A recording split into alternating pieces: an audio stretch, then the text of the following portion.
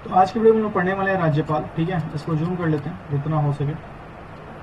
इसके बाद राज्यपाल हम लोग पढ़ते हैं। ठीक है, गांधी जूम हो गए थोड़ा सा पढ़ लेते हैं। ठीक है, ठीक है। तो आज स्टार्ट करते हैं अपनी वीडियो और आज राज्यपाल स्टार्ट करते हैं। ठीक है देखिए, जो राज्यपाल के बारे में हम लोग कहेंगे, राज्यपाल गवर्नर को कहते हैं। ठीक है,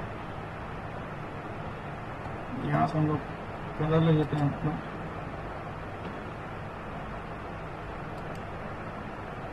ठीक है, तो राज्यपाल, देखिए राज्यपाल गवर्नर, निम्नलिखित में से किस अनुच्छेद द्वारा राज्यपाल में राज्य की कार्यकारी शक्तियां निहित है?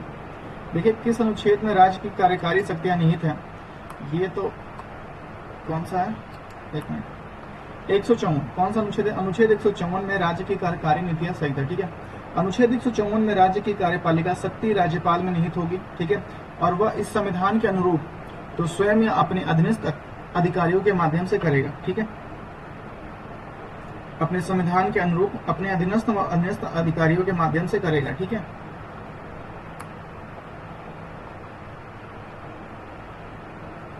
राज्यपाल संविधान के भाग 4 में अनुच्छेद 53 से 67, कितना से 53 से 67 के अंतर्गत आता है। राज्यपाल की नियुक्ति राष्ट्रपति द्वारा की जाती है। राष्ट्रपति के प्रसाद पर्यंत तक पद धारण करता है। राज्यपाल राज्य का प्रमुख अधिकारी होता है। 1956 में 7वें संविधान संशोधन अधिनियम ने एक ही व्यक्ति को 2 या 2 से अधिक राज्यों के लिए राज्यपाल के रूप में नियुक्त करने की सुविधा प्रदान की। ठीक है, 1956 में। भारतीय संविधान के अनुसार इनमें से कौन सा राज्य कार्यपालिका का अंग है? राज्य कार्यपालिका का अंग है, देखिए राज्यपाल जो है राज्य कार्यपालिका का अंग है। ठीक है, राज्य की कार्यपालिका के राज्यपाल और प्रधान मुख्यमंत्री के नेतृत्व में मंत्री परिषद होती है। संविधान के अनुच्छेद 167 के अनुसार प्रत्येक राज्य के लिए एक विधानमंडल होगा जो राज्यपाल और 2 सदनों से मिलकर बनेगा।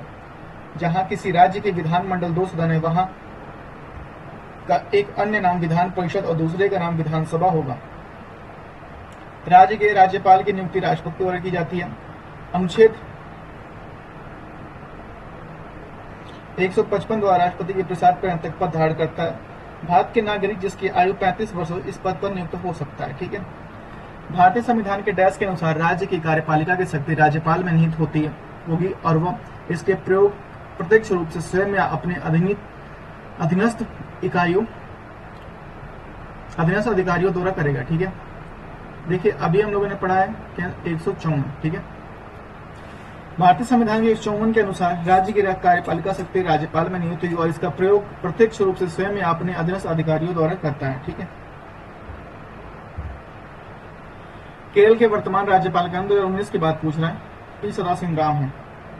इस समय कौन है, आप हमें करने करके बताइए।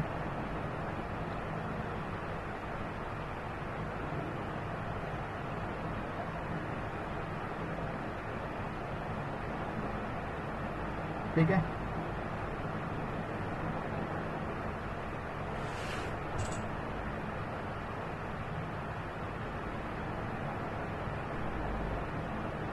नेक्स्ट है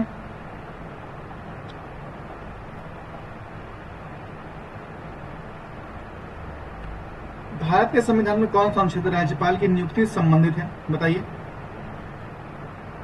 154 कहता है तो होगा। ठीक है, राज्यपाल होगा। नियुक्ति संबंधी 155 है। ठीक है, राज्यपाल की नियुक्ति संबंधी उसके तहत राज्यपाल को राष्ट्रपति अपने हस्ताक्षर और मुद्रा सहित अधिपत्र द्वारा नियुक्त करेगा। राज्यपाल कार्यपालिका का प्रमुख राज्यपाल होता है। वह अपनी शक्तियों का प्रयोग प्रत्यक्ष रूप से अथवा अधीनस्थ अधिकारियों के माध्यम से करता है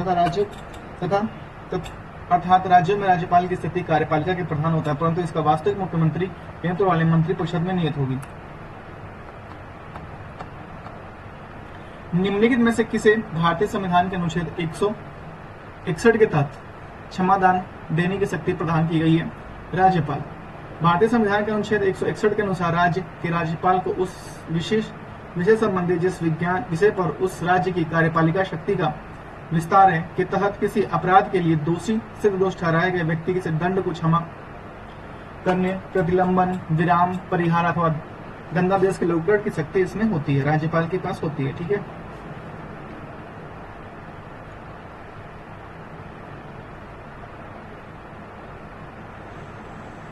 नेक्स्ट है निम्न में से कौन सा कथन सही है, बताइए।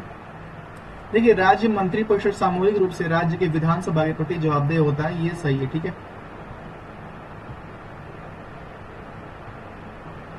संविधान के अनुच्छेद 163 के अनुसार राज्यपाल की सहायता और सलाह देने के लिए एक मंत्रिपरिषद होगी जिसका प्रधान मुख्यमंत्री होगा। मंत्रिपरिषद राज्य की विधानसभा के प्रति सामूहिक रूप से उत्तरदायी होगा, अनुच्छेद 164 के 2। ठीक है, भारतीय संविधान के अनुसार इनमें से कौन सा राज्य के राज्यपाल की नियुक्ति की पात्रता मापदंड नहीं है? देखिए, कौन सा नहीं है ये पूछ रहा है। उसे भारत का नागरिक होना ही चाहिए, उसे 35 वर्ष से अधिक आयु होना चाहिए, ये भी सही है। उसे किसी अन्य लाभकारी पद पर आश्रय नहीं होना चाहिए, ये भी सही है। ठीक है, ऑप्शन नंबर 3 गलत है।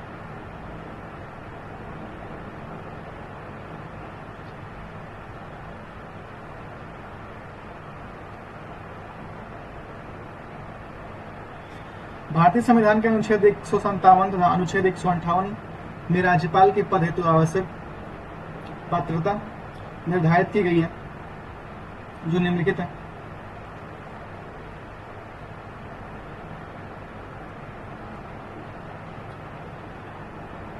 उसे भारत का नागरिक होना चाहिए, उसकी उम्र कम से कम 35 वर्ष हो, वह ना तो संसद के किसी सदन या सदस्य हो और ना ही राज्य का विधायक का, वह किसी भी लाभ के पद पर ना हो। ठीक है,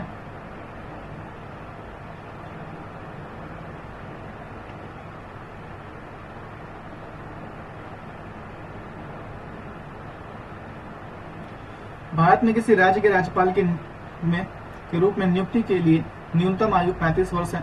साथ ही वह भारत का नागरिक हो, किसी प्रकार के लाभ के पद पर ना हो तथा राज्य के विधानसभा का सदस्य चुने जाने के योग्य हो।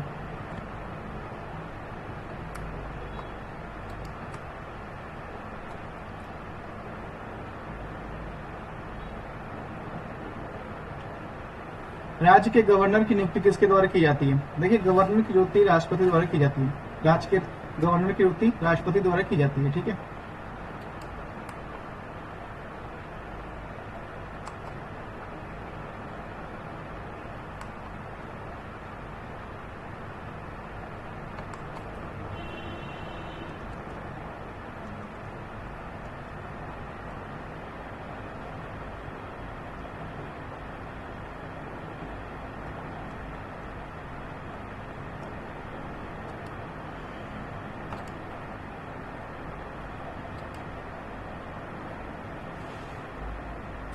ठीक है, तो राज्य के गवर्नर की नियुक्ति राष्ट्रपति द्वारा की जाती है।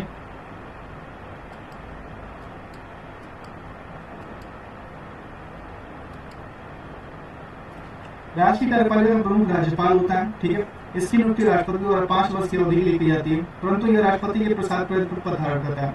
राज्यपाल राज्य के विश्वविद्यालय का कुलाधिपति होता है तथा उप कुलाधिपतियों की नियुक्ति करता है। राज्यपाल मुख्यमंत्री को तथा मुख्यमंत्री के सलाह से उसकी मंत्रिपरिषद के सदस्यों की नियुक्ति करता था, उन्हें पद व गोपनीयता की शपथ दिलाता है। ठीक है,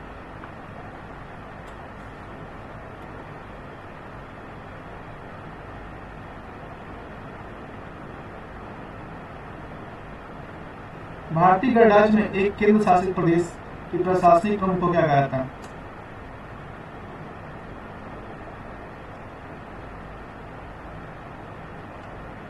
उपराज्यपाल कहा जाता है। भारतीय गणराज्य में केंद्र शासित प्रदेश के प्रशासनिक को उपराज्यपाल कहा जाता है। संविधान के भाग 6 में तथा राज्य शासन के लिए प्रावधान है कि नई दिल्ली, पुडुचेरी, अंडमान निकोबार द्वीप समूह में प्रशासनिक प्रमुख राज्यपाल होता है। भारत में लेफ्टिनेंट गवर्नर केंद्र शासित प्रदेशों के नाम के मुख्य रूप में कार्य करते हैं। ठीक है, भारत में लेफ्टिनेंट गवर्नर केंद्र शासित प्रदेशों के नाम मात्र के प्रमुख के रूप में कार्य करते हैं।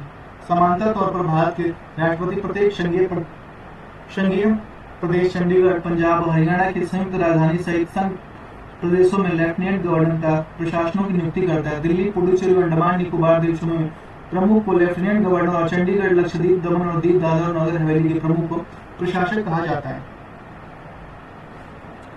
राज्य विधानमंडल। नेक्स्ट है राज्य विधानमंडल। भारतीय संविधान के अनुच्छेद 170 के अनुसार प्रत्येक राज्य के विधानमंडल में डैश से अधिक और 60 से न्यूनतम सदस्य होंगे जो राज्य में प्रादेशिक निर्वाचन क्षेत्र से प्रत्यक्ष निर्वाचन चयनित होंगे। होंगे 50 से 60, 50 सॉरी 500 से अधिक और 60 से न्यून सदस्य होंगे। ठीक है,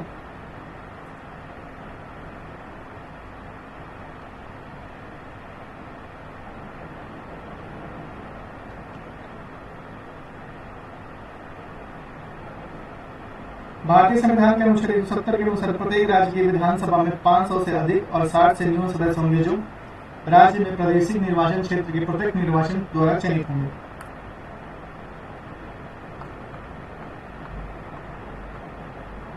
जब भारत की तरह विधानमंडल 2 सदन होते हैं तो इसके डैश विधानमंडल कहा जाता है। एक सदनीय विधानमंडल का सॉरी द्विसदनीय विधानमंडल का एक सदन क्यों कहेंगे भाई? जब भारत की तरह विधानमंडल 2 सदन होते हैं तो उसे द्विसदनीय विधानमंडल कहते हैं। राज्यों में विधायिका को विधानमंडल संविधान में राज्यों का एक सदात्मक और द्विसदात्मक विधायिका स्थापित करने का विकल्प दिया गया। वर्तमान में 6 राज्यों में द्विसदात्मक विधानसभा और विधान परिषद विधायिका। इनमें से कौन किसी भारतीय राज्य के सबसे लंबे समय तक सेवारत मुख्यमंत्री रहे? देखिए इसमें जो है पवन कुमार चामलिंग, एक मिनट, सिक्किम के पूर्व मुख्यमंत्री पवन कुमार चामलिंग भारतीय किसी राज्य में सबसे अधिक लंबे समय तक मुख्यमंत्री के रूप में सेवा करने वाले मुख्यमंत्री। इन्होंने बिना किसी बाधा के 25 साल का लंबा कार्यकाल पूरा किया। इन्होंने पश्चिम बंगाल के पूर्व मुख्यमंत्री ज्योति बसु का रिकॉर्ड तोड़ दिया। इन्होंने 23 साल तक पद संभाला। उल्लेखनीय है कि सिक्किम डेमोक्रेटिक फ्रंट के संस्थापक पवन कुमार चामलिंग दिसंबर 1994 में मुख्यमंत्री बने।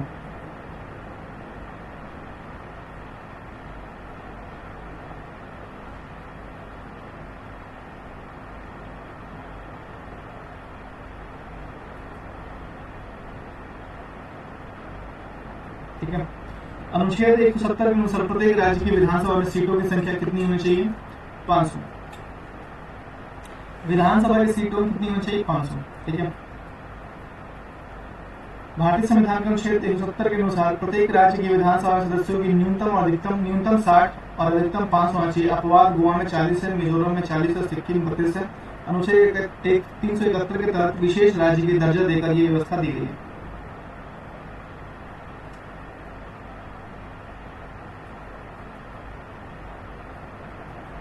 अक्टूबर 2020 तक प्राप्त जानकारी के अनुसार कितने भारतीय राज्यों में द्विसदनीय विधानमंडल है? 6। ठीक है, विधान परिषद और राज्य विधानमंडल का उप सदन होता है। अनुच्छेद 169 के तहत संसद विधि द्वारा किसी भी राज्य में विधान परिषद सृजन या उत्साधन के लिए उपबद्ध कर सकती है यदि उस राज्य की विधानसभा तत्संबंधित संकल्प अपनी कुल सदस्य बहुमत संख्या के बहुमत तथा उपस्थित एवं मत देने वाले सदस्यों के 2/3 बहुमत को पारित कर दे। अनुच्छेद 171 के तहत विधान परिषद को गठन और प्रावधान दिया गया। वर्तमान में 6 राज्यों आंध्र प्रदेश, बिहार, महाराष्ट्र, कर्नाटक, तेलंगाना और उत्तर प्रदेश में विधान परिषद अस्तित्व में। विधान परिषद एक स्थायी सदन जिसके सदस्यों का कार्यकाल 6 वर्ष होता है।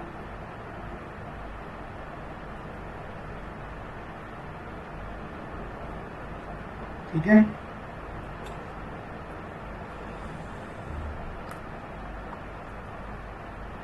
निम्नलिखित में से कौन से विधान परिषद हैं? बताइए। आंध्र प्रदेश एक विधान परिषद है। ठीक है, निम्नलिखित में से कौन से राज्य में विधान परिषद नहीं है? देखिए इसमें केरल में नहीं, जबकि तेलंगाना, कर्नाटका, आंध्र प्रदेश, महाराष्ट्र, यूपी में है। ठीक है, मध्य प्रदेश में भी। निम्नलिखित में से किस केंद्र शासित प्रदेश में विधानसभा है? केंद्र शासित प्रदेश में विधानसभा है दिल्ली में। वर्तमान भारत में कुल 8 केंद्र शासित प्रदेश जिनमें से दिल्ली, पुडुचेरी, जम्मू कश्मीर अपनी विधानसभाएं हैं।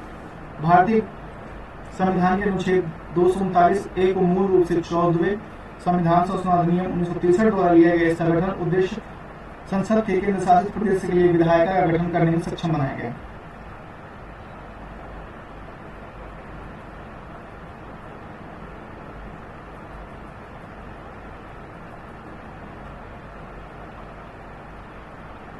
भारत में किस राज्य की पहली महिला मुख्यमंत्री कौन थी? भारत में किसी राज्य की पहली महिला मुख्यमंत्री सुचित्रा कृपलानी थी।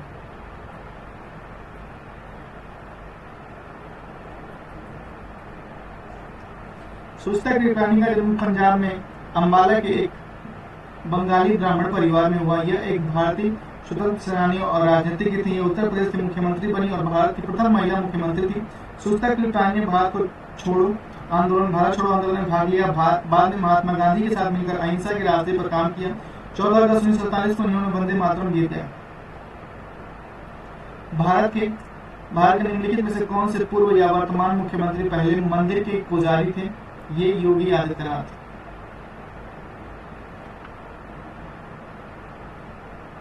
योगी आदित्यनाथ मूल नाम अजय सिंह बिष्ट, गोरखपुर के प्रसिद्ध गोरखनाथ मंदिर में महंत, पुजारी और राजनेता हैं।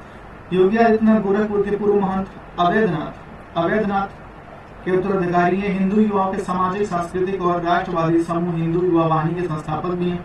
वर्तमान में योगी आदित्यनाथ उत्तर प्रदेश के 21वें मुख्यमंत्री हैं। द्विसदनीय विधानसभा का मतलब क्या है? द्विसदनीय विधानसभा का मतलब क्या है?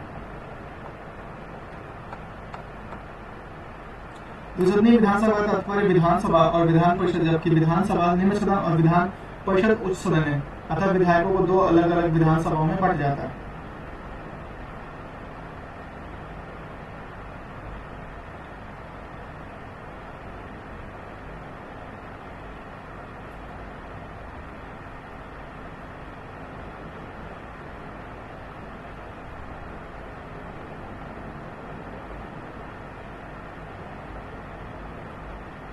ठीक है, राज्य के मुख्यमंत्री के बारे में कौन सा कथन सच नहीं है? देखिए, जो सच नहीं है ऑप्शन नंबर ए है। राज्य केवल उन व्यक्तियों को मुख्यमंत्री नियुक्त करता है जिनके लिए मुख्यमंत्री सिफारिश करता है। मुख्यमंत्री राज्य योजना बोर्ड का अध्यक्ष होता है। राज्यपाल द्वारा मुख्यमंत्री को तब तक निष्कासित नहीं किया जाता जब तक उसके पास विधानसभा में बहुमत प्राप्त हो।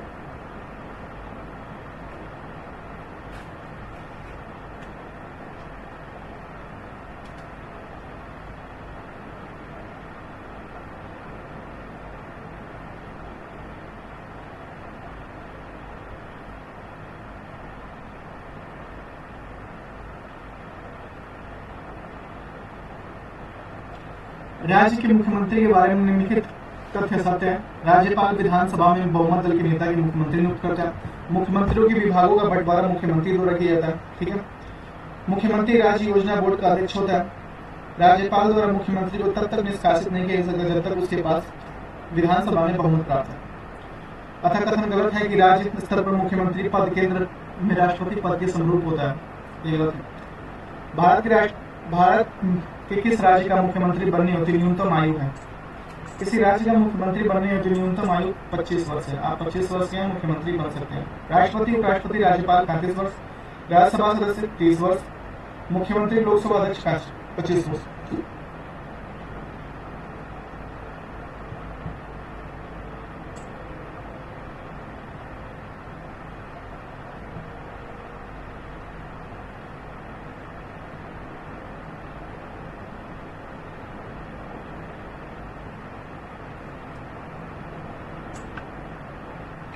हम लोग पढ़ेंगे न्यायपालिका। ठीक है, भारतीय संविधान का कौन सा अनुच्छेद संघ राज्य क्षेत्रों के लिए उच्च न्यायालय से संबंधित है? उच्च न्यायालय 241 संबंधित है। ठीक है, भारतीय संविधान के अनुच्छेद 241 के अनुसार संसद विधान विधि द्वारा किसी संघ राज्य क्षेत्र के लिए उच्च न्यायालय गठित कर सकेगी या ऐसे राज्य क्षेत्रों के लिए किसी न्यायालय को इस संविधान के सभी या किन्हीं प्रयोजन के लिए उच्च न्यायालय घोषित कर सकेगा। भारतीय संविधान में प्रदत्त न्यायपालिका का स्वतंत्रता और न्यायिक समीक्षा पूर्वावलोकन से डैश अंतरित किया गया, वो किया गया अमेरिका के संविधान से। ठीक है, भारतीय संविधान में प्रदत्त न्यायपालिका की स्वतंत्रता और न्यायिक समीक्षा को अमेरिकी संविधान से लिया गया। न्यायिक पूर्वावलोकन से तात्पर्य न्यायालय की उस शक्ति से जिसके द्वारा न्यायालय विधायिका द्वारा बनाए गए कानून तथा कार्यपालिका द्वारा जारी किए गए आदेशों को जांच करता है और मूल ढांचे के प्रतिकूल होने पर न्यायालय द्वारा उस कानून व आदेशों को अवैध घोषित करता है। संविधान के अनुच्छेद 13, 32, 132, 133, 126 द्वारा उच्च न्यायालय एवं उच्चतम न्यायालय को न्यायिक पूर्वावलोकन की शक्ति प्रदान की है। भारतीय संविधान में विदेशी स्रोत अमेरिका से लिए हैं प्रस्तावना, मौलिक अधिकार, ब्रिटेन से लिए हैं संसद शासन प्रणाली और एकल नागरिकता, जर्मनी से लिए हैं आपातकाल और रूस से लिए हैं मौलिक कर्तव्य। ठीक है, उच्च न्यायालय के रिट जारी करने की शक्ति के डैश के अंतर्गत आता है। रिट जारी उच्च न्यायालय कर सकता है 226 और संसद कर सकता है कितना? सुप्रीम कोर्ट कर सकता है कितने से? 32 से। ठीक है, भारतीय संविधान के 226 उच्च न्यायालय जिसके अधिकार क्षेत्र में के भीतर सरकार से किसी भी व्यक्ति के प्राधिकरण को मौलिक अधिकारों के साथ अन्य कानूनी अधिकारों को प्रवर्तित के लिए आदेश और 5 प्रकार की रीट जारी करने की शक्ति देता है। भारतीय संविधान का कौन सा अनुच्छेद उच्च न्यायालयों के न्यायाधीशों द्वारा शपथ या प्रतिज्ञान से संबंधित है? शपथ या प्रतिज्ञान से उच्च न्यायालयों के न्यायाधीशों की शपथ और प्रतिज्ञान, ये है 219। ठीक है, 219 उच्च न्यायालयों के न्यायाधीशों की शपथ और प्रतिज्ञान से संबंधित है। ठीक है, भारतीय संविधान का रक्षक कौन होता है? भारतीय संविधान का रक्षक सर्वोच्च न्यायालय होता है। ठीक है, भारतीय संविधान का रक्षक सर्वोच्च न्यायालय को माना जाता है। सर्वोच्च न्यायालय की न्यायिक पूर्वावलोकन की शक्ति प्राप्त होती है। ठीक है, न्यायिक पूर्वावलोकन की शक्ति प्राप्त होती है।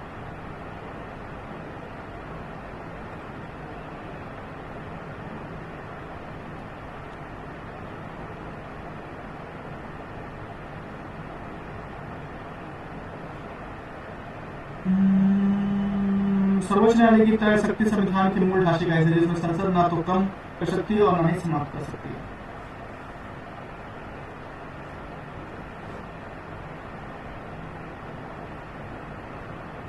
डैश से अभिप्राय उन मामलों से है जिन पर उच्चतम न्यायालय द्वारा निचली अदालतों में जाने से पहले अप्रत्यक्ष रूप से विचार किया जाता है।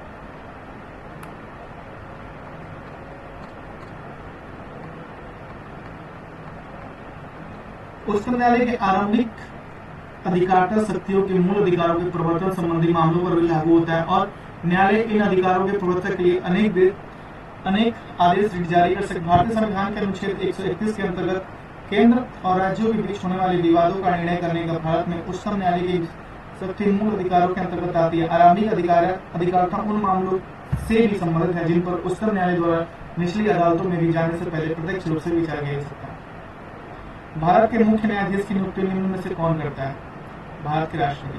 भारत के मुख्य न्यायाधीश की नियुक्ति भारत के राष्ट्रपति द्वारा की गई। मुख्य न्यायाधीश 65 वर्ष की आयु तक अपने पद पर बने रहते हैं। वर्तमान में 50वें मुख्य न्यायाधीश ये 2022 तक है। ठीक है, यशवंत डी.वाई. चंद्रचूड़ है। ठीक है, 1950 के मूल संविधान में सर्वोच्च न्यायालय की परिकल्पना की गई, जिसमें एक मुख्य न्यायाधीश और डैश कितने 7 अन्य न्यायाधीश हों, जहां पर संख्या बढ़ाने की जिम्मेदारी संसद पर छोड़ी गई थी।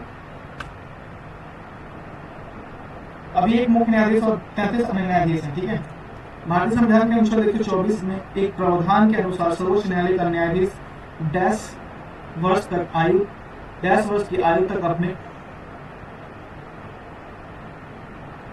पद पर आसीन रह सकता है। वह 65।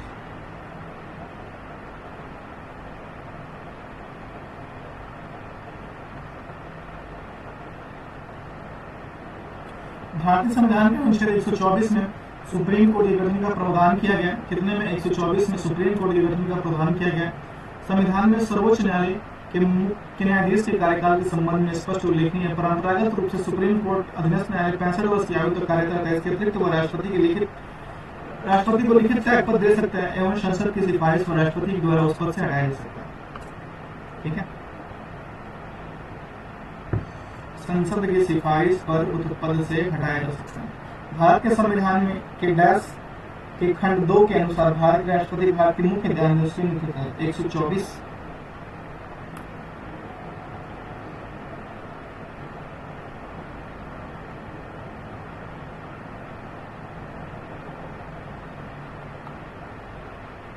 भारत संविधान में भाग 5 के अनुसार 124 से 147 तक सर्वोच्च न्यायालय से संबंधित का प्रावधान उल्लेख किया गया। 124 के अनुसार भारत का एक सर्वोच्च न्यायालय अनुच्छेद 124(2) के अनुसार भारत के राष्ट्रपति द्वारा भारत के मुख्य न्यायाधीश की नियुक्ति की तथा 127 सदस्य न्यायाधीशों की नियुक्ति के संबंधित है।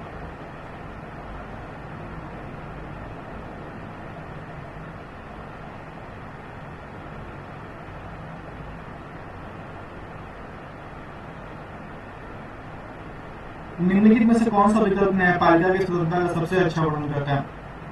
ये कहता है न्यायाधीशों को बिना किसी भय या पक्षपात के अपना कार्य करने में सक्षम चाहिए।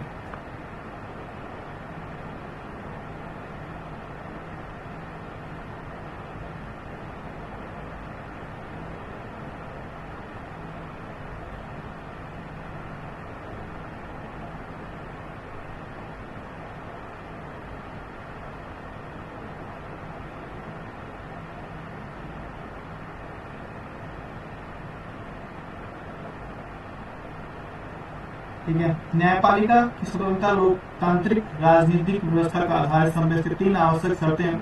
न्यायपालिका को सरकार के अन्य विभागों के हस्तक्षेप से मुक्त होना चाहिए। न्यायपालिका के निर्णय व आदेश कार्यपालिका और व्यवस्थापिका के हस्तक्षेप से मुक्त होना चाहिए। न्यायपालिका को वैधता पक्षपात के बिना कार्य करने की स्वतंत्रता होनी चाहिए। दिल्ली उच्च न्यायालय की स्थापना कब से?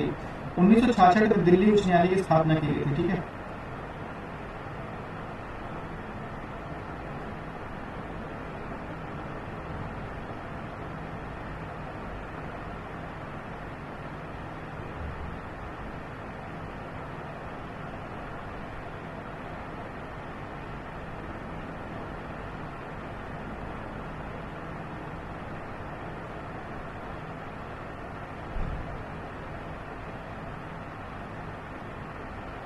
दिल्ली के उच्च न्यायालय की स्थापना 1966 में हुई। संविधान के अनुच्छेद 241 के तहत संघीय क्षेत्रों के लिए उच्च न्यायालय का प्रावधान है। वर्तमान में दिल्ली के अलावा केंद्र शासित प्रदेश जम्मू कश्मीर में अपना उच्च न्यायालय है। भारतीय संविधान के अनुच्छेद 214 के अनुसार प्रत्येक राज्य के लिए एक उच्च न्यायालय का प्रावधान है। वर्तमान में देश में कुल 25 उच्च न्यायालय। सबसे पुराना उच्च न्यायालय कलकत्ता उच्च न्यायालय 1862 में गठित, जबकि आंध्र प्रदेश उच्च न्यायालय 2019 में गठित किया गया। ठीक है।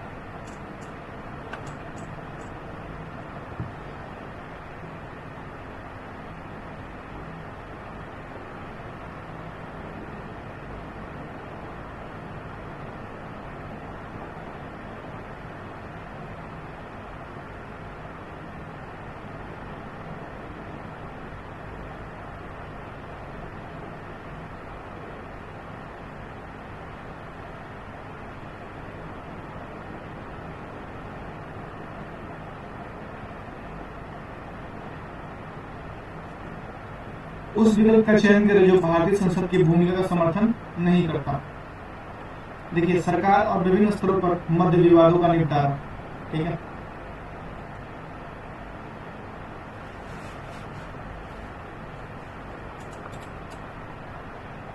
सरकार के विभिन्न स्तरों पर मध्य विवादों का निपटारा करना और निर्णय पारित करना संविधान के अनुच्छेद 131 के तहत सर्वोच्च न्यायालय के आरंभिक अधिकारिता क्षेत्र के अंतर्गत आते हैं, न कि संसद के क्षेत्राधिकार के अंतर्गत।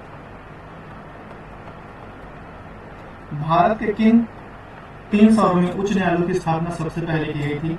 कलकत्ता, बॉम्बे और मद्रास। भारत में उच्च न्यायालय संस्था का सर्वप्रथम गठन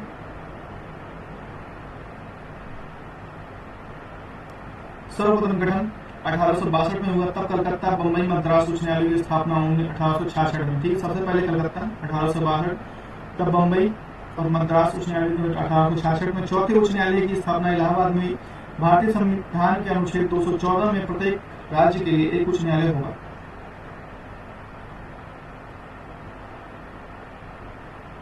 भारतीय संविधान का कौन सा अनुच्छेद भारत के उच्चतम न्यायालय को परामर्श संबंधी क्षेत्राधिकार प्रदान करता है? वो है अनुच्छेद 143।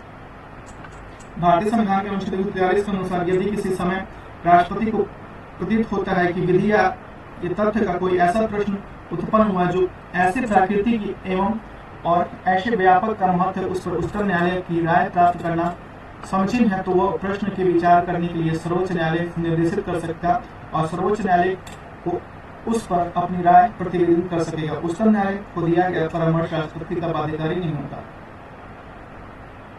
सर्वोच्च न्यायालय उच्च न्यायालय के पास बंदी, प्रत्यक्षीकरण, प्रतिषेध, परीक्षा, परमादेश, उत्प्रेषण आदि प्रकृति में रिट जारी करने की शक्ति है। किसके तहत? 32 अनुच्छेद 32 सर्वोच्च न्यायालय करता है, उच्च न्यायालय 226 के तहत करता है।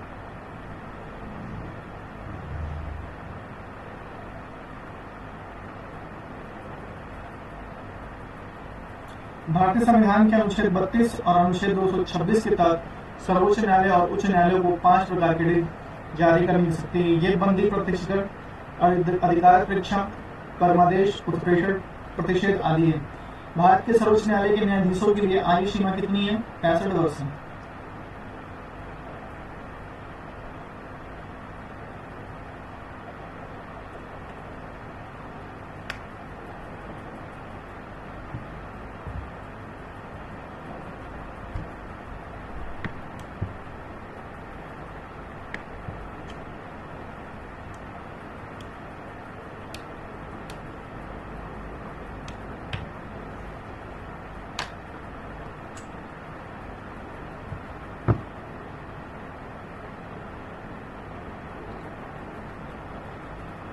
उच्चतम न्यायालय की रजिस्ट्री का अध्यक्ष इनमें से कौन होता है?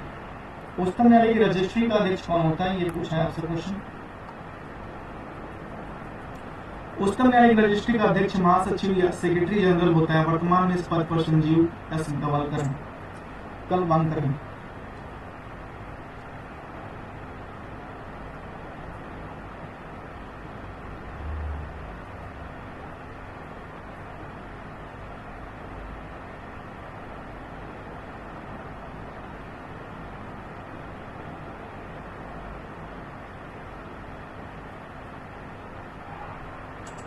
भारत में किसी भी दीवानी या फौजदारी मामले को एक राज्य के उच्च न्यायालय से दूसरे राज्य के उच्च न्यायालय में या किसी अधीनस्थ न्यायालय से दूसरे राज्य के उच्च न्यायालय में स्थानांतरित करने का निर्देश कौन दे सकता है? उच्चतम न्यायालय।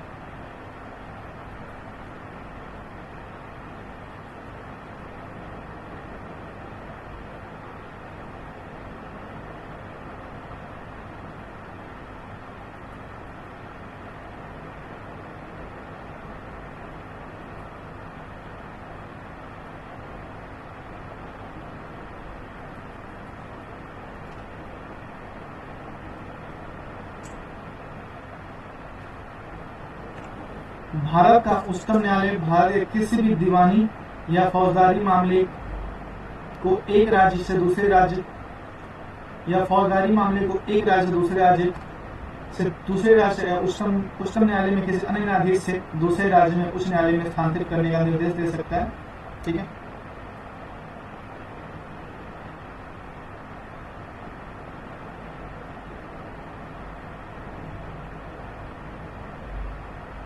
निम्नलिखित में से कौन सा भारत का सबसे पुराना उच्च न्यायालय है?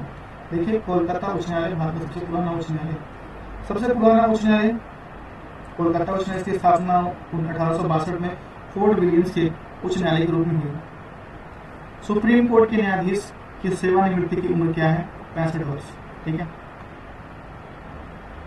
उच्चतम न्यायालय का गठन संबंधित प्रावधान अनुच्छेद 124 में उच्चतम न्यायालय के मुख्य न्यायाधीश एक अन्य न्यायाधीश है। उच्चतम न्यायालय के न्यायाधीशों बनने के लिए न्यूनतम आयु सीमा निर्धारित नहीं की गई।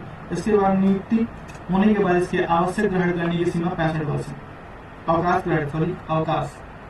अवकाश जिला और सत्र न्यायाधीश डैश के सीधे नियंत्रण के अधीन कार्य करते हैं। जिला और सत्र न्यायाधीश ये राज्य के उच्च न्यायालय के अधीन कार्य करते हैं। जिला और सत्र न्यायाधीश राज्य के उच्च न्यायालय के सीधे नियंत्रण के अधीन कार्य करते हैं। सेशन जज जिले का सर्वोच्च न्यायिक अधिकारी है। भारत की न्याय व्यवस्था एकल और एकीकृत है। ठीक है,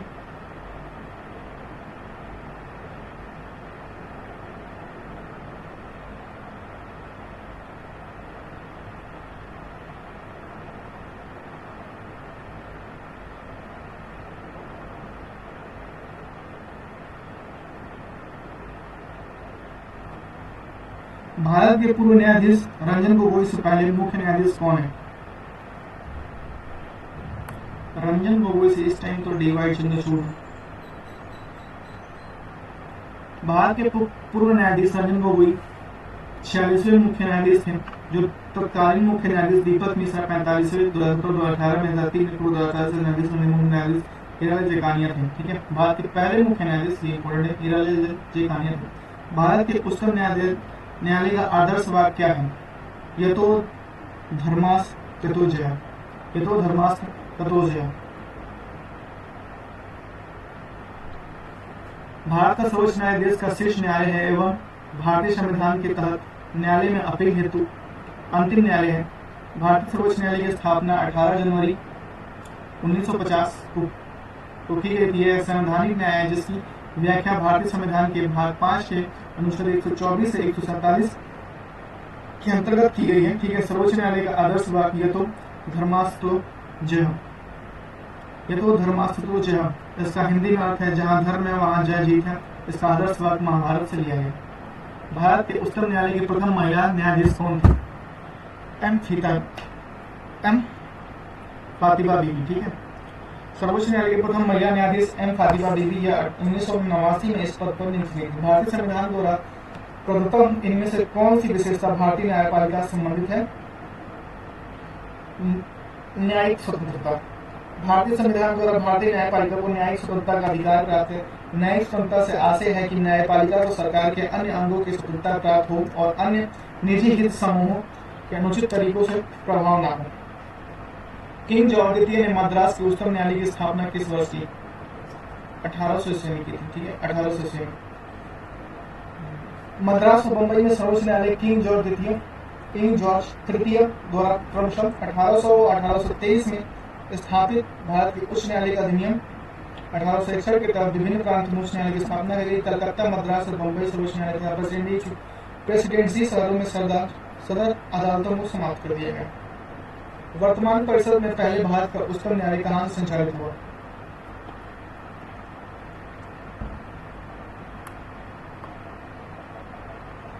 वर्तमान परिषद से भारत का उच्चतम न्यायालय संसद के भवन संचालित किया गया। वर्तमान भवन तिलक मार्ग, नई दिल्ली में स्थित है। उच्चतम न्यायालय की स्थापना 1935 के अधिनियम द्वारा 1 अक्टूबर 1937 की गई थी। भारत के संघीय न्यायालय के रूप में 8 जनवरी 1950 को दी गई मान्यता इनको दी गई थी। नवंबर 2020 के अनुसार भारत का नवीनतम उच्च न्यायालय कहाँ बनाया गया? अमरावती में। भारत का नवीनतम उच्च न्यायालय अमरावती में बनाया गया, जो आंध्र प्रदेश के उच्च न्यायालय है। 2 जून 2014 को राज्य के बंटवारे के बाद आंध्र प्रदेश और तेलंगाना का हैदराबाद में तथा उच्च न्यायालय वर्तमान में उच्च न्यायालय की संख्या 25 है, अभी ज्यादा है। ठीक है, नवंबर 2020 के अनुसार भारत में उच्च न्यायालय की संख्या कितनी है? 25 है।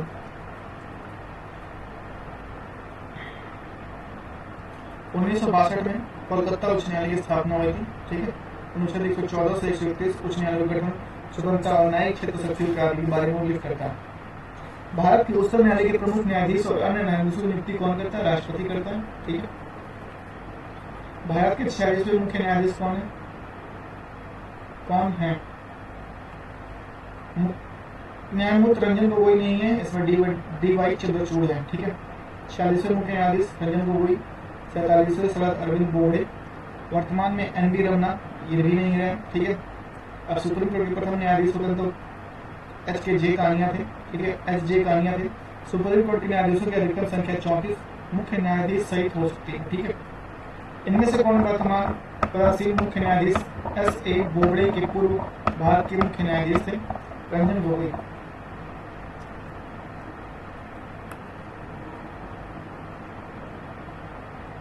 अगर राष्ट्रपति उपराष्ट्रपति पद रिक्त हुआ तो भारत के मुख्य न्यायाधीश चलाएंगे। कहाँ गए? मुख्य न्यायाधीश चलाएंगे। ठीक है,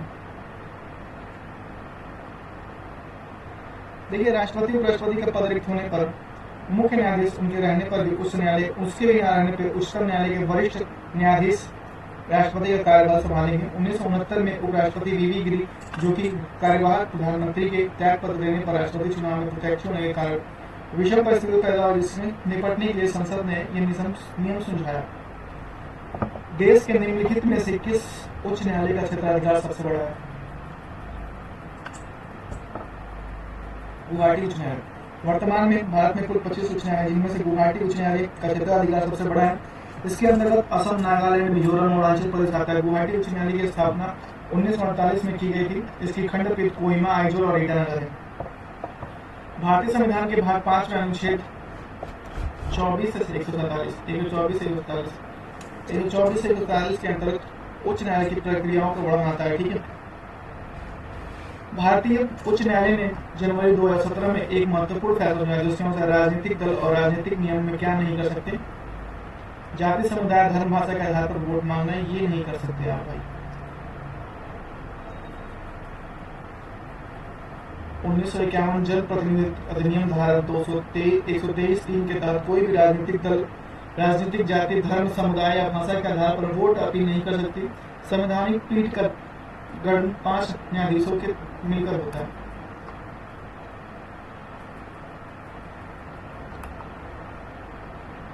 सर्वोच्च न्यायालय के न्यायाधीशों के रूप के योग्य होने के लिए एक व्यक्ति को उच्च न्यायालय में 10 वर्षों तक न्यूनतम अवधि तक कार्य करने का अनुभव होना चाहिए। 10 वर्षों तक। अनुच्छेद 124 के 3 के अंतर्गत सर्वोच्च न्यायालय के न्यायाधीशों को बनने के लिए कम से कम 5 वर्षों के लिए किसी भी राज्य में उच्च न्यायालयों की एक न्यायाधीश होना चाहिए या किसी भी भारतीय राज्य के उच्च न्यायालयों में एक अधिवक्ता होना चाहिए या उससे वकालत करने में 10 वर्षों का अनुभव होना चाहिए। वर्तमान में भारत के मुख्य न्यायाधीश कौन है? रंजन गोगोई बिल्कुल नहीं है, डीवाई चंद्रचूड़। कौन अस्थायी अवधि के लिए सर्वोच्च न्यायालय के तदर्थ मुख्य रूप में नियुक्त किया जा सकता है? उच्च न्यायालय के न्यायाधीश। ठीक है। अनुच्छेद 127 के अनुसार मुख्य न्यायाधीश राष्ट्रपति के पूर्व सहमति से उच्च न्यायालय के न्यायाधीश के रूप में नियुक्त किए जाने की योग्यता रखने वाले किसी उच्च न्यायालय के न्यायाधीश को संबंध उच्च न्यायालय के मुख्य न्यायाधीश से परामर्श करके तदर्थ न्यायाधीश के रूप में नियुक्त किया जा सकता है जब उच्चतम न्यायालय को सत्रों को आयोजित करने या चालू करने के लिए न्यायाधीशों की आवश्यकता हो, तब तदर्थ न्यायाधीशों के रूप में उपस्थित रहने के लिए लिखित रूप से अनुरोध किया जा सकेगा। भारत का उच्चतम न्यायालय इस दिन अस्तित्व में आया। 28 नवंबर 1950 को अस्तित्व में आया उच्चतम न्यायालय। 28 नवंबर 1950 को अस्तित्व में आया। भारतीय संविधान की तरह उच्चतम न्यायालय भूमिका संघीय न्यायालय और भारतीय संविधान के संरक्षक भी है। संविधान के अनुच्छेद 124 से 143 तक वर्णन किया, जिसमें वर्णन नियमित उच्चतम न्यायालय की संरचना और क्षेत्राधिकार क्षेत्रों में नियम है। भारत के वह मुख्य न्यायाधीश व राष्ट्रपति और उपराष्ट्रपति के रूप में सेवा करने का गौरव प्राप्त हुआ। देखिए इनको किसको गौरव प्राप्त हुआ भैया? तीनों में। भारत के मुख्य कार्यवाहक राष्ट्रपति 20 जुलाई 1969 से 24 अगस्त 1969, उपराष्ट्रपति 1979 से 1984 के रूप में सेवा। गौरव न्यायाधीश एम हिदायतुल्लाह को हीरालाल जेकानिया भारत के प्रथम मुख्य न्यायाधीश थे। ठीक है। उच्चतम न्यायालय की पहली मुस्लिम महिला न्यायमूर्ति कौन है? न्यायमूर्ति एम फातिमा बीबी। उच्चतम न्यायालय की पहली महिला न्यायमूर्ति एम फातिमा बीबी है। उच्च न्यायालय की पहली महिला न्यायाधीश लीला सेठ हिमाचल प्रदेश से थी। भारत का सबसे पुराना उच्च न्यायालय कौन सा है? कलकत्ता उच्च न्यायालय भारत का सबसे पुराना उच्च न्यायालय। कलकत्ता उच्च न्यायालय भारत का सबसे प्राचीन उच्च न्यायालय। इसकी स्थापना 1 जुलाई 1862 को हाई कोर्ट्स एक्ट 1861 के अंतर्गत की गई थी। इसका अधिकार क्षेत्र पश्चिम बंगाल एवं अंडमान निकोबार द्वीप। वर्तमान में कुल 25 उच्च न्यायालय। नीचे एक अभिकथन है और कारण और आर दिया गया। ठीक है। अभिकथन है, भारत में न्यायपालिका कार्यपालिका से स्वतंत्र है। न्यायपालिका सरकार का समर्थन करती है और उसकी योजनाओं के कार्यान्वयन में मदद करती है। भैया देखिए क्या है, ए सही है लेकिन आर गलत है। ठीक है। जैसा कि सुप्रीम कोर्ट जजों की कुल संख्या संशोधन अधिनियम 2008-11-2019 के संबंध में भारत के संविधान में परिकल्पना की गई थी कि वहां के एक निश्चित न्यायालय होगा जिसमें भारत के मुख्य न्यायाधीश शामिल होंगे और डैश अन्य न्यायाधीश होंगे। देखिए ये तो था कभी 14 कभी 15, इसमें डी आएगा 30। सुप्रीम कोर्ट न्यायाधीशों के संशोधन विधेयक 2008 में सर्वोच्च न्यायालय के न्यायाधीशों की संख्या भारत के मुख्य न्यायाधीशों को छोड़कर 25 से बढ़ाकर 30 कर दी गई। सुप्रीम कोर्ट में न्यायाधीशों की संख्या 34 न्यायाधीश सहित है। भारतीय संविधान के अनुसार उच्च न्यायालय के न्यायाधीशों के स्थानांतरण करने का अधिकार है भारत के मुख्य न्यायाधीश।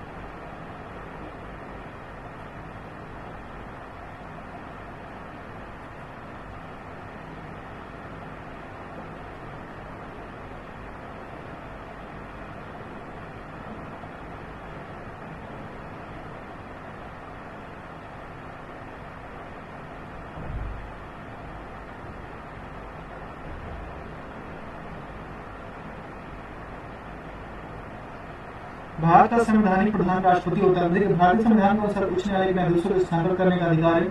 देखिए इसमें भारत का मुख्य न्यायाधीश ही कर सकता है। ठीक है। भारत का संवैधानिक प्रधान राष्ट्रपति होता है। सैद्धांतिक रूप से कार्यपालिका और संपूर्ण शक्तियां इसमें निहित है। सरकार का वास्तविक प्रधान प्रधानमंत्री होता है, जो मंत्रिपरिषद की सहायता से देश का शासन चलाता है। अनुच्छेद 124 के अंतर्गत कहा गया है कि भारत का एक सर्वोच्च न्यायालय होगा जिसका गठन एक मुख्य न्यायाधीश अन्य न्यायाधीशों से मिलकर होगा। उच्च न्यायालय के न्यायाधीशों का स्थानांतरण सर्वोच्च न्यायालय के मुख्य न्यायाधीशों द्वारा किया जाता है। संसद और राज्य विधानसभा के विधायी तरीके की जांच डैश के जरिए की जाती है, न्यायिक समीक्षा के जरिए की जाती है। संसद और राज्य विधानसभा के विधायी तरीके की जांच न्यायिक समीक्षा के जरिए की जाती है। न्यायिक पूर्वावलोकन तथा न्यायिक समीक्षा उस प्रक्रिया को कहते हैं जिसमें न्यायपालिका को न्यायिक पुनः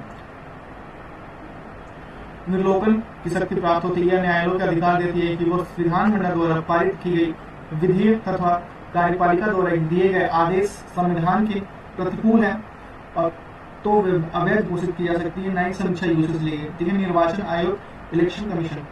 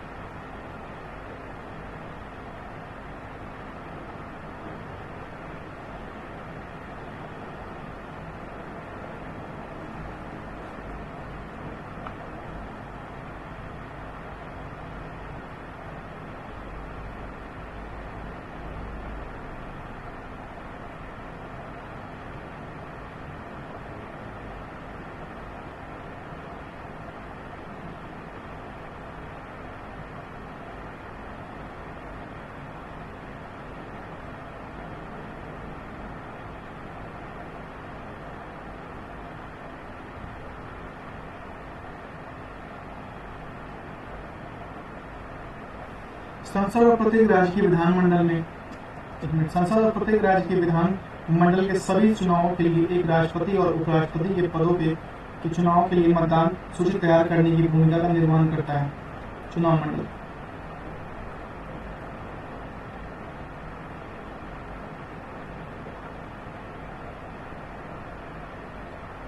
भारतीय निर्वाचन आयोग एक स्वायत्त संवैधानिक निकाय है जिसकी स्थापना अनुच्छेद 324 के तहत 25 जनवरी 1950 को हुई थी। संविधान के अनुच्छेद 324 और 329 के अंतर्गत चुनाव आयोग के सदस्यों की शक्तियों, कार्य, करार, पात्रता आदि उल्लेख किया गया है। निर्वाचन आयोग के निम्नलिखित कार्य: चुनाव आयोग भारत में लोकसभा, राज्यसभा, राज्य विधानसभाओं, राष्ट्रपति और उपराष्ट्रपति के चुनाव की संपूर्ण प्रक्रिया अधीक्षण, निर्देश और नियंत्रण करता है।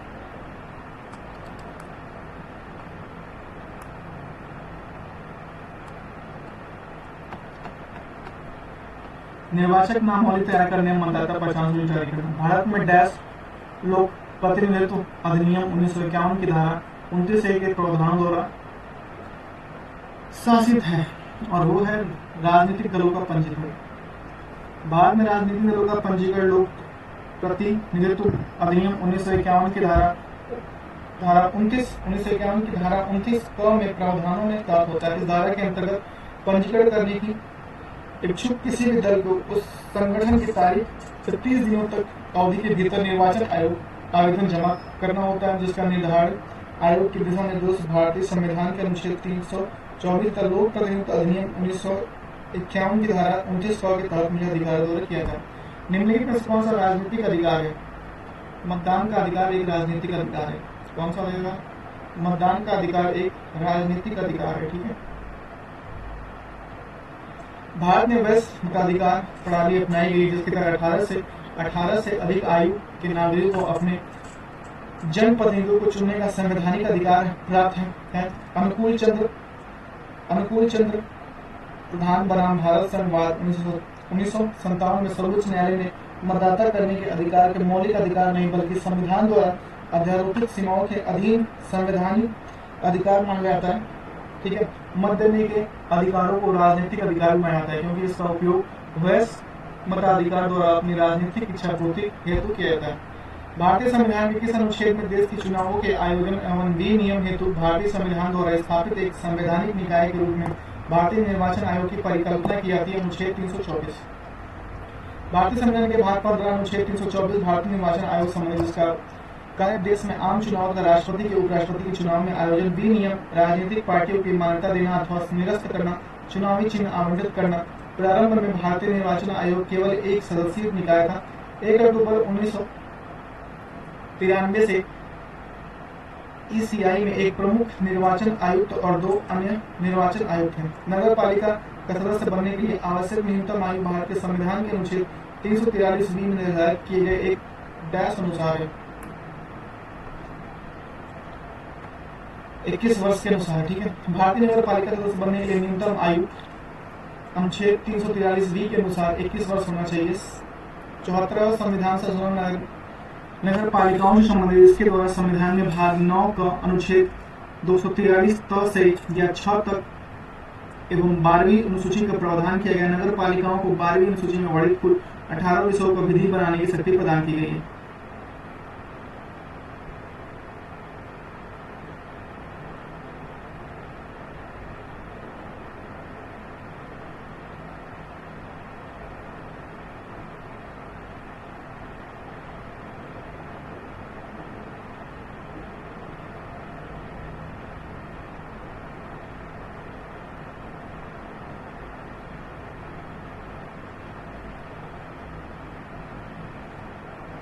निम्नलिखित में से कौन सी चुनाव अनुपातिक प्रतिनिधित्व पद्धति की विशेषता नहीं है? मतदाता उम्मीदवार को वोट देते हैं।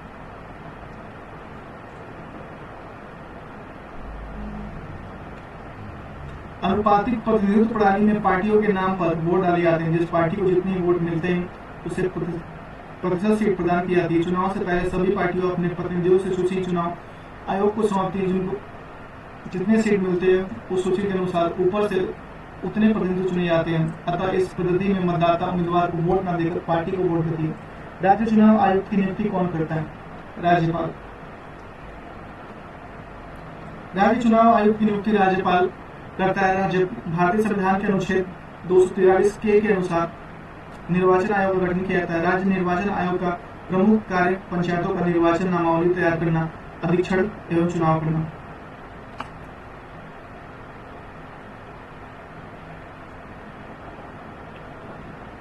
भारत के मुख्य चुनाव आयुक्त और चुनाव आयुक्त की नियुक्ति कौन करता है? भारत के राष्ट्रपति। कौन करता है? भारत के राष्ट्रपति करते हैं। संविधान के भाग 15 के अनुच्छेद 324 से 329 में निर्वाचन के बारे में उपबंध किया। भारत के मुख्य चुनाव आयुक्त 2 आयुक्तों की नियुक्ति राष्ट्रपति द्वारा की जाती है। मुख्य चुनाव आयुक्तों को हटाने की वह प्रक्रिया है जो सर्वोच्च न्यायालय के न्यायाधीश की है, अर्थात संसद में विशेष बहुमत से पारित संकल्प द्वारा हटाया जा सकता है। ईवीएम का क्या पूर्ण रूप क्या है? ईवीएम का इलेक्ट्रॉनिक वोटिंग मशीन। ईवीएम का पूर्ण रूप है इलेक्ट्रॉनिक वोटिंग मशीन। इलेक्ट्रॉनिक साधनों का प्रयोग करते हुए वोट डालने या वोट की गिनती करने के कार्य को करने की सहायता करती है। ईवीएम को 2 यूनिट से तैयार किया जाता है, कंट्रोल यूनिट और बेट यूनिट। इन यूनिटों को केबल की सहायता से एक दूसरे में जोड़ा जाता है। 1982 में ईवीएम का इस्तेमाल पहली बार केरल राज्य विधानसभा चुनाव में किया गया था। ठीक है, वर्ष 1982 में इलेक्ट्रॉनिक वोटिंग मशीन डैश विधानसभा चुनाव में पहली बार प्रयोग में लाई गई थी केरल में।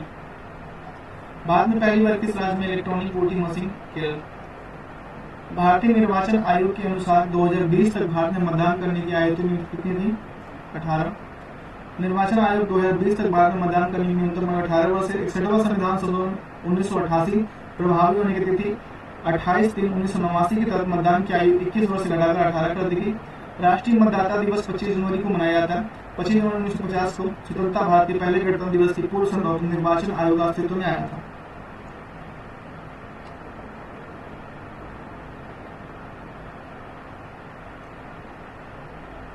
इनमें से किस वर्ष के दौरान लोकसभा और राज्यसभा के विधानसभा चुनाव के लिए मतदान की आयु को 21 वर्ष से घटाकर 18 वर्ष किया गया था? 1928।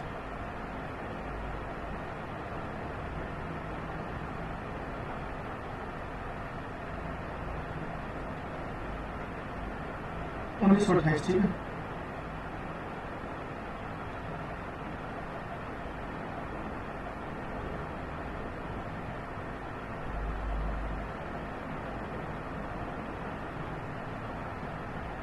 सॉरी 1988, ठीक है।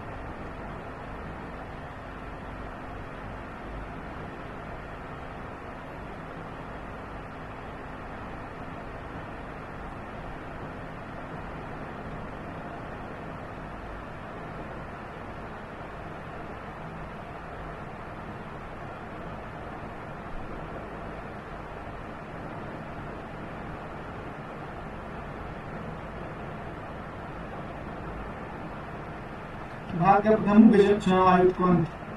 सुकुमार सेन। भारत के प्रथम मुख्य चुनाव आयुक्त सुकुमार सेन थे, जिनका कार्यकाल 21 मार्च 1950 से 19 दिसंबर 1958 तक रहा। वर्तमान में भारत के मुख्य चुनाव आयुक्त, ये 18 की बात है, ठीक है। मुख्य चुनाव आयुक्त भारतीय चुनाव आयोग का प्रमुख होता है। वह भारत के स्वतंत्र मुख्य चुनाव आयुक्त की नियुक्ति भारत राष्ट्रपति करता है। ठीक है भैया।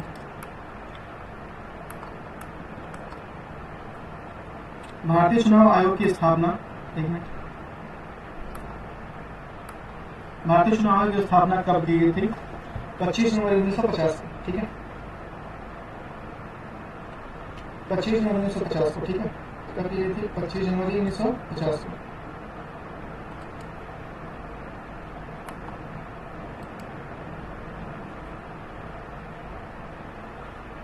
भारत का निर्वाचन आयोग एक स्थायी संवैधानिक निकाय है जिसकी स्थापना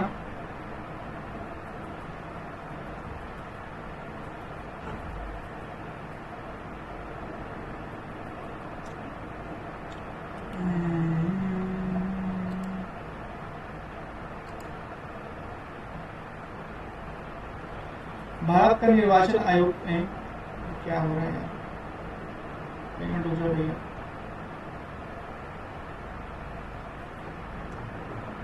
भारत का निर्वाचन आयोग एक संवैधानिक निकाय है जिसकी स्थापना 25 जनवरी 1950 को की गई थी। इसका उद्देश्य स्वतंत्र और निष्पक्ष निर्वाचन सुनिश्चित करना है। संविधान का अनुच्छेद 324 से 329 तक चुनाव आयोग और सदस्यों की शक्तियों और कार्यकाल, पात्रता आदि को संबंधित प्रावधान किए गए। ठीक है। नाटो के विकल्प को कब भारतीय मतदाता प्रणाली के हिस्से के रूप में शामिल किया गया था? None of the above, sorry NOTA, NATO नहीं NOTA, none of the above, above, above, above, above, एव, 2013। भारत का उपयोगी भारतीय मतदाता प्रणाली पहली बार 2013 में किया गया। स्थायी चुनाव की मतदाताओं को नोटा विकल्प देने वाला छत्तीसगढ़ पहला राज्य।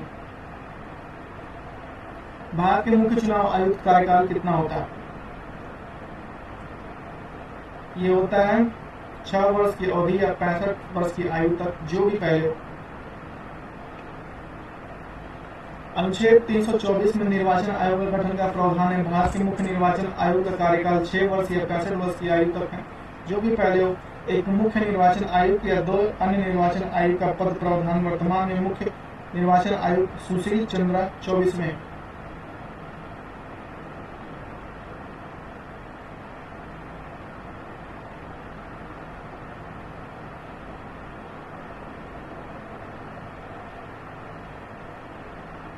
भारतीय निर्वाचन आयोग के अनुसार राजनीतिक दल चुनाव वर्ष किस अवधि में अपना घोषणा पत्र जारी नहीं कर सकते? 48 आवर के अंदर। भारतीय निर्वाचन आयोग के अनुसार राजनीतिक दल चुनाव 48 घंटे की अवधि में अपना घोषणा पत्र नहीं जारी कर सकते। ठीक है। भारतीय संविधान के भाग 15 के अनुच्छेद 324-339 में निर्वाचन संबंधी बल दिए गए। भारत के वर्तमान 2019 की बात कर रहा है Sunil Arora. State D Y Chandrachud नहीं, वो नहीं है भाई, काफी दिन हो गए मुझे नहीं याद। चुनाव प्रक्रिया में नागरिकों की बढ़ती भागीदारी के लिए भारत निर्वाचन आयोग ने पूरे देश में डैश को 8वां राष्ट्रीय मतदाता दिवस मनाया 25 जनवरी को।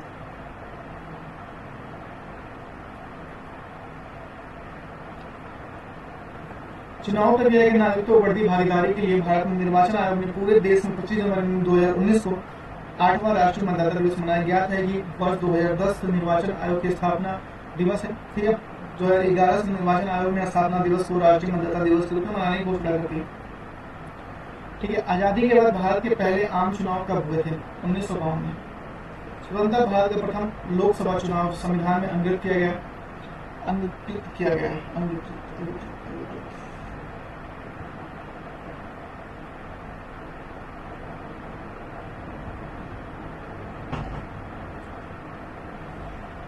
स्वतंत्र भारत का पहला लोक चुनाव संविधान में अंकित किए जाने के बाद अक्टूबर 1951 से अक्टूबर 1952 में 5 महीने की अवधि से संपन्न हुआ। उस समय लोकसभा में 489 सीटें थी। प्रथम चुनाव आयुक्त सुशील कुमार सिंह थे। भारत का प्रथम आम चुनाव कब संपन्न हुआ? देखिए, भारत का प्रथम आम चुनाव 1951 से 52 में संपन्न हुआ। भारतीय निर्वाचन आयोग निम्नलिखित में से किसकी चुनाव प्रक्रिया प्रशासक के लिए जिम्मेदार नहीं है? देखिए, पंचायती चुनाव के लिए जिम्मेदार नहीं होते हैं। ठीक है।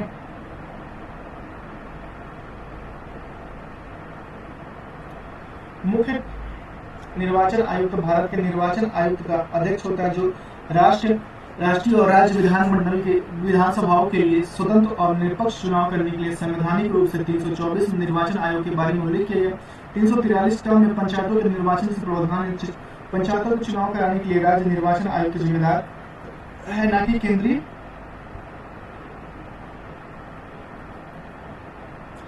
केंद्रीय चुनाव। ठीक है।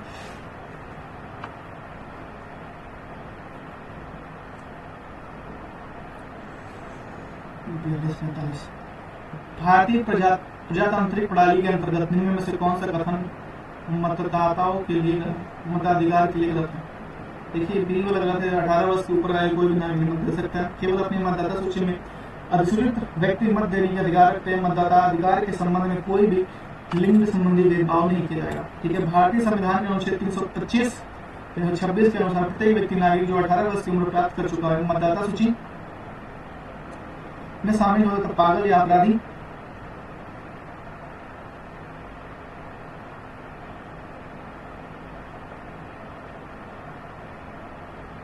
पागल या अपराधी 347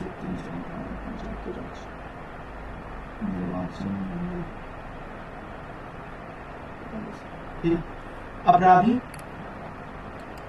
या दिवालिया ना, ऐसा कुछ दिवालिया तो कर सकते हैं। अपराधी ना हो। मताधिकार किसी नागरिक को धर्म, जाति, वर्ग, संप्रदाय या लिंग भेदभाव के कारण मतदान से वंचित नहीं किया जाता। भारत में मुख्य चुनाव आयुक्त को उनके पद से कौन हटा सकता है? संसद के दोनों सदन हटा सकते हैं। ठीक है। भारत के मुख्य चुनाव आयुक्त भारतीय चुनाव का आयोग प्रमुख होता है, जिसकी नियुक्ति राष्ट्रपति करता है।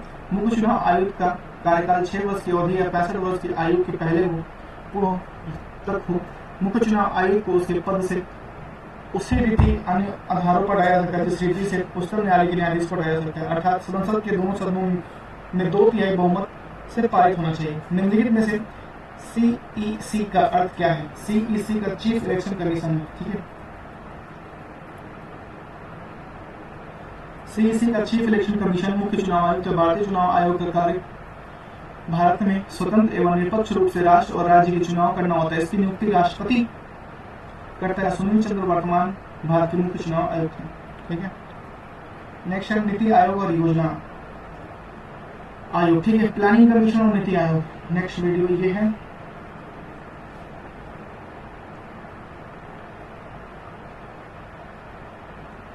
ठीक है, रुक जाइए, चांस ले जाएंगे, ठीक है।